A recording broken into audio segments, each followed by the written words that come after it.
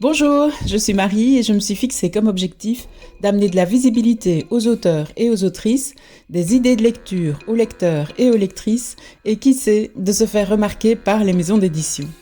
Bienvenue dans ma rubrique Un café avec Marie qui vous présente une version caféinée des livres des auteurs et autrices du groupe Facebook Lecteurs, auteurs et éditeurs. Aujourd'hui, je vous emmène dans un nouveau roman de la série des frères Roberto. Un livre où l'émotion brute côtoie l'humour noir, où la satire politique se mêle au polar et où la science-fiction douce surgit là où on ne l'attend pas. Un livre signé Fra Roberto et qui porte un titre aussi insolent que lui. Les nœuds volants partent en vrille ou l'irrésistible ascension de col vers corps. Ce roman commence par un choc. Orchidea, la femme que Robert Roberto aime à sa façon fra-robertienne, sans prise de tête, est hospitalisée après une agression d'une violence extrême. Pas d'effet dramatique, pas de pathos, juste un homme à côté de ce lit d'hôpital qui regarde la réalité en face. Fra Roberto ose dire l'irreprésentable, mais il le fait avec une humanité bouleversante. On découvre Orchidea, fragilisée, meurtrie, mais pourtant déjà lumineuse, déjà debout intérieurement, déjà engagée à reprendre possession d'elle-même. C'est l'un des grands piliers du récit, la reconstruction d'Orchidea. Elle ne s'est jamais laissée réduire à un statut de victime. Elle est volontaire, lucide, drôle, même dans la douleur et d'une maîtrise de soi qui force l'admiration. À travers elle, le roman aborde avec finesse le trauma, l'intime, la résistance, le retour à soi. Et en miroir, on suit Robert, partagé entre culpabilité, pour avoir ignoré les menaces, rage et sentiments confus. Un homme qui voudrait tout réparer, même ce qu'il ne peut pas.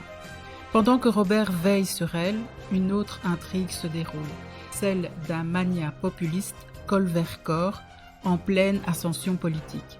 Un personnage aussi grotesque que dangereux, dont les phrases délirantes servent de titre à chaque chapitre.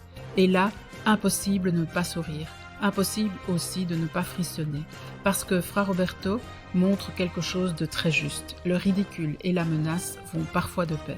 Corps incarne une dérive politique contemporaine où la confusion règne, où l'ego se prend pour une idéologie et où les mots servent parfois à cacher l'absence de pensée.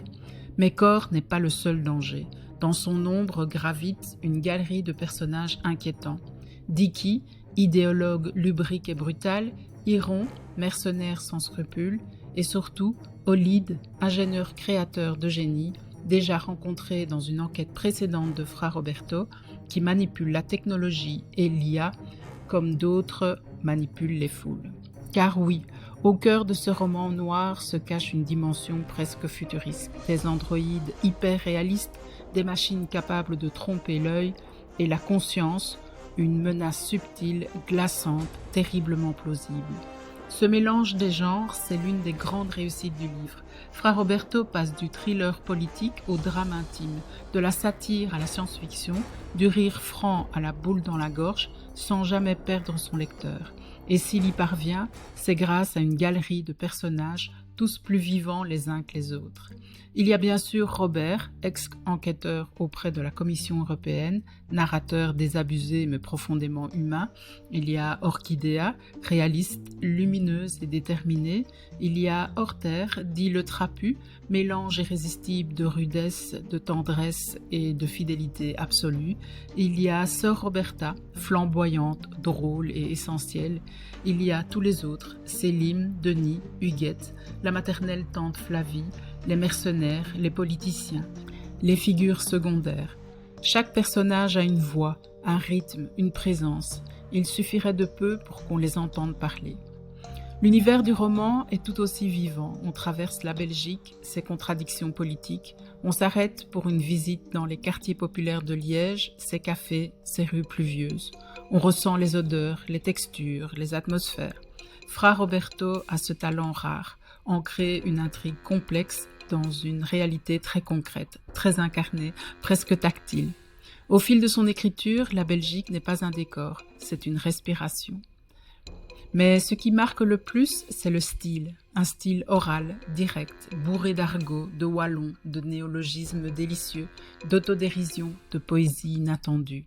Une langue qui rit, qui grince, qui cogne et qui dérape exprès. Une langue vivante qui colle parfaitement à Bob Roberto et qui donne au roman une saveur inimitable. Oui, certaines digressions sont longues, certains détours sont foisonnants, mais c'est voulu, c'est du Fraro pur. Et si vous vous laissez porter, vous découvrirez un rythme, une musique, une manière d'être au monde. Au fil des pages, on traverse toute une gamme d'émotions, la colère, le choc, la tendresse, la peur, l'humour, l'émerveillement, la gêne, la réflexion. Certains rebondissements sont véritablement surprenants. Et quand on referme le livre, il reste quelque chose, une vibration, une question, une inquiétude douce, un sourire aussi, parce que malgré tout, Fra Roberto croit profondément en l'humain. Même cabossé, même maladroit, même perdu au milieu d'un monde qui dérive. Ce roman est exigeant mais profondément généreux. Il bouscule mais ne juge jamais. Il raconte la noirceur mais aussi la résilience, le courage, l'amour. Il rappelle une vérité essentielle. Parfois, les plus grandes menaces ne viennent pas de là où on les attend, mais de ce qu'on croyait maîtriser. Si vous aimez les polars engagés, les satires politiques fines, les personnages inoubliables, les histoires où le rire et la douleur marchent main dans la main, alors ce livre est pour vous. Les nœuds volants partent en vrille est une œuvre dense, intelligente, humaine, profondément originale, un roman qui se lit, mais surtout qui se vit.